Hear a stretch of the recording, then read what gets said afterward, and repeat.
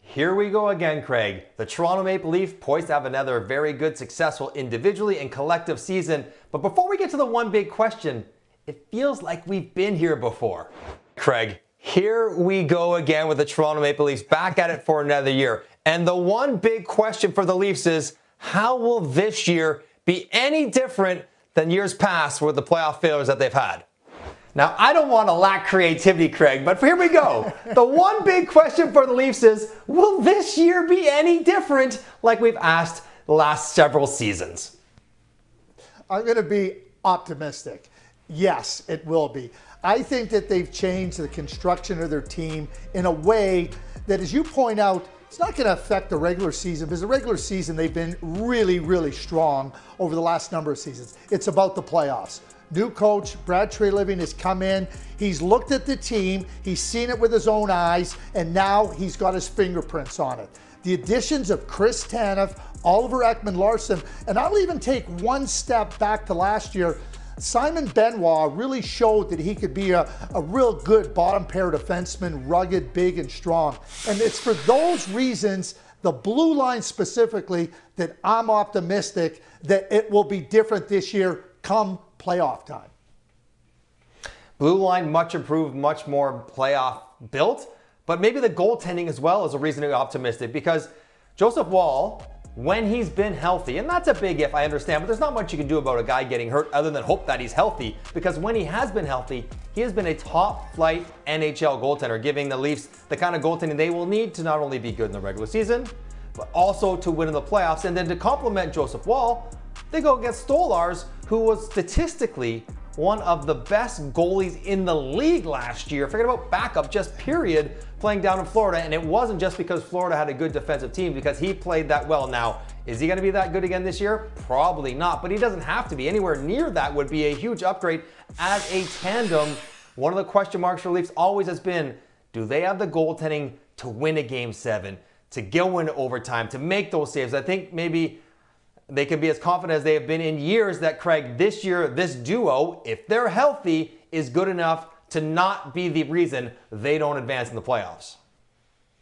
Yeah, and even looking in front of them, like Chris Tanev, I think everybody realizes what a key addition he is for the team. Not just for the way he plays, for the way that he makes individuals better. Whoever he plays with becomes better because he's their partner. It's also the way he defends. He makes teams better. And Oliver Ekman-Larsson doesn't have to play a frontline role. He can do the different areas of the game that he showed with the Stanley Cup champion Florida Panthers last year. Mike, you know this as well as anybody as an offensive player.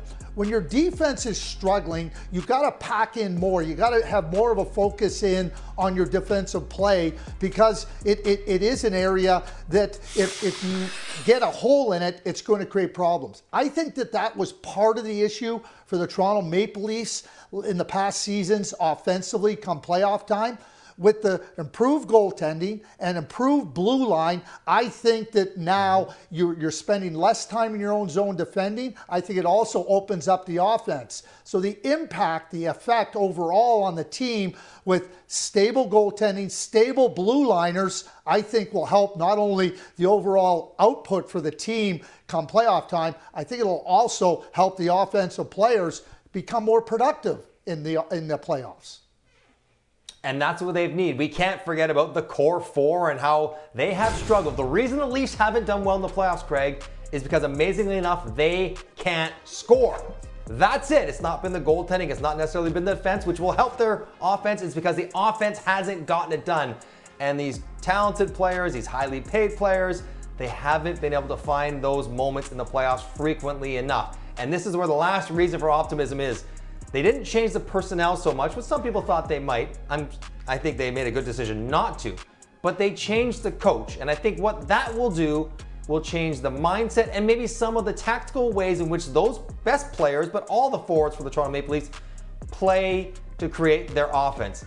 The Toronto Maple Leafs have shown that in the regular season, their style was very effective at creating offense. They're one of the highest scoring teams in the league year after year. But in the playoffs, it drives up. Craig Berube, the new coach, will ask and demand that they play differently throughout the regular season, which might result in slightly lower totals, but into the playoffs, which they hope will result in higher totals. So you look at all the reasons why the Leafs should be optimistic. Well, better goaltending, different looking, better defense, and a new coach that will adjust the attitude of the star players of the Toronto Maple Leafs to try to help them in the playoffs. And if all that works, then yes, unbelievably, we will say this year might just be different for the Toronto Maple Leafs.